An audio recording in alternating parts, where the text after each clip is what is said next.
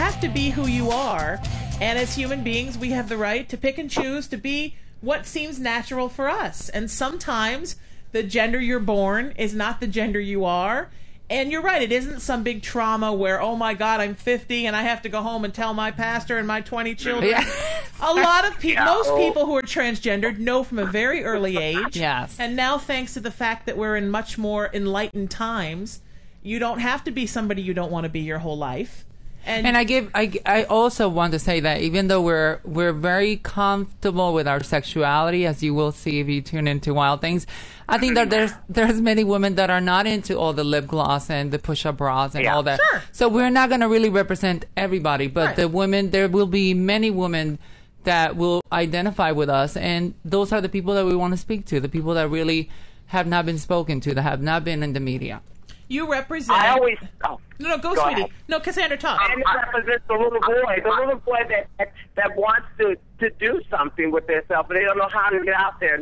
You have the opportunity to see something like this finally on TV, finally give them the opportunity to let them know that they can get themselves established out there and do something for themselves and change their life around. I always say I'm the girl next door, but next door to the Playboy Mansion, if you know what I mean. So, I want to be a Playboy. Let's put them out there. When's Hugh going to call me? You guys are like... I'm waiting. You're like transgender Desperate Housewives. Oh, I honey, mean, every one of you is like more gorgeous than the next. Oh, thank you. And you're kind of, riding across America like the hottest chicks in the world. Yeah. They're speechless. I think it was interesting just to be... Go ahead, Tiara. I'm sorry. Go ahead, Mama. I look at Fantasia as a pumpkin, and I look at Wild Things as the pumpkin turning into the carriage, and our Cinderella, we can get our glass slipper. Mm-hmm. That's awesome. I have to tell you, this was a guerrilla production, though. We were on 120-degree weather. God. When we were washing... There's an episode where we're washing cars. I had these red heels, girl. Those things melted into pieces while we're trying to hose down a car, get people to get in. Because essentially the heart of the show is that we're raising money for my brother, who is sick and has been battling diabetes since he was 15. So in no way are we buying him health, but we're just trying to show him how much we care for him. And I thank Cassandra and Tiara and also Jeremy, it was Jeremy's idea to do this, and the girls just jumped along. When we said what we were doing. Maria. I love you, Maria. I love you too, T.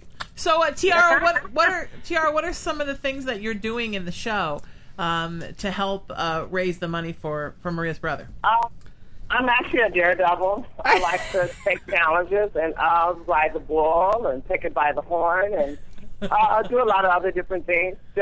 I've always been that type of person that's been outgoing and very energetic, and that's just where I come from also. So, I come from the south side of Chicago. So, you're always doing something physical, either running. Hello? Yeah, some of those stuff that the girls do on the show. For the car, and it was going to help Maria's brother and also pull us together because we never really had an opportunity to really meet Badger. So this was an opportunity for meeting new friends and then also helping someone else. And are you hoping through the show, Tiara, that it's going to give other, not only transgendered women, but women in general, kind of the inspiration to go out and grab their femininity by the balls, so to speak, and do gutsy things they've always wanted to do and maybe thought they shouldn't do because they're girls or they can't do or they're too scared or I've always wanted to do it but I'm too shy. You're very much a role model for all women. Yes, it will probably encourage a lot of women that's very insecure of their look and everything, because we also provide a different look of who we are, and also just for who we are as individuals, we all bring a different sense of character. So it's something for everyone to enjoy. Jeremy, what kind of spoke to you about this project? I mean, what is it? Obviously, it's much more than just three hot chicks in a van driving around in the heat with melted shoes. All that and more. I came to the project Trantasia originally fortuitously. I mean, it was something that was thrown together very quickly. But I did meet the girls and learn about their lives, and I had not really ever experienced anything like that before. So it was eye-opening. I got to meet them and learned their stories, and we did film festival circuit with the movie and met with all kinds of audiences. We were at the Palm Springs Film Festival and a bunch of other festivals, but mainstream festivals, and the audiences were just fascinated with the subject matter and the girls.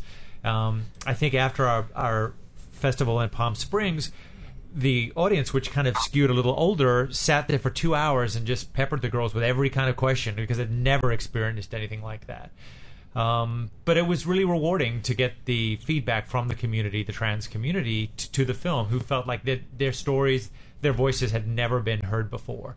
And so that was really satisfying. And then while things kind of grew out of that, Maria's brother Joseph was in the documentary as well. So we knew each other through that. And when I heard about his situation, it really was, came together as an idea that we could possibly help him and raise awareness as well. So, Tiara, was it hard growing up on the south side of Chicago? Because that's a tough place. I mean, was it hard to kind of to tell people, your family and your neighbors and your community, hey, this is who I am and this is who I'm going to be and I'm going to continue on as a woman? I mean, was that kind of an ass kicker? Well, you know what, they didn't know. And if you didn't tell, then they would never know anything about what you're doing. So for me, it was hard in the beginning because of just trying to become who I am. Thank you. And living on the south side of Chicago is not easy. Trust me, it's a lot going on over here. Right. But as far as for me, I've never really had a problem with guys disrespecting me or calling me out my name or anything like that. When they look at me, they think a woman, and you carry yourself a certain way. I never been that outspoken person, just want to be seen. I think that a woman's most definitely seen instead of heard, and you get the and you get the opportunity to speak. And when you speak, you most definitely supposed to talk about something that's important or show that you have some type of intelligence. You can't carry yourself in a certain way, especially on the south side of Chicago. Right. But I never really had that problem. But throughout a lot of other girls that I knew, they went through a lot, gay bashing and bottles thrown at them just because who they are and how they want to live their lives. So maybe by this happening for the show, maybe it'll open some doors for those girls that won't be staying in the house and won't be able to come out just only at midnight. Maybe you can come out in the daytime. Like Amen, I can. girl. So I'm just proud to say that, this is a great opportunity, and I'm glad that it happened for us all because it's time. And it's time to tune into a television show where you can look and see someone that you are familiar with and that you can respond to. True. Yeah. I mean, in my case, I think that it was very challenging because I was a 6'2" athlete, and that necessarily doesn't really equal pretty girl. So when I decided at 19 to become a woman, I must say that I was the most awkward looking woman you can imagine, but I was so I don't know if convinced it. I was so assured of who I was as a human being that I disregarded that, and I started living my life as Maria then. And it's taken me years and honestly thousands of dollars to look and feel comfortable with my body and who I am. And I've seen how people treat me different because I think we are such a visual humanity. We treat people how we see them, and I think that hopefully, this will show people that we come in all different sizes and shapes, and it'll promote. Somebody maybe in Iowa will see that, if I could become a woman and look the way I do, they can also be successful.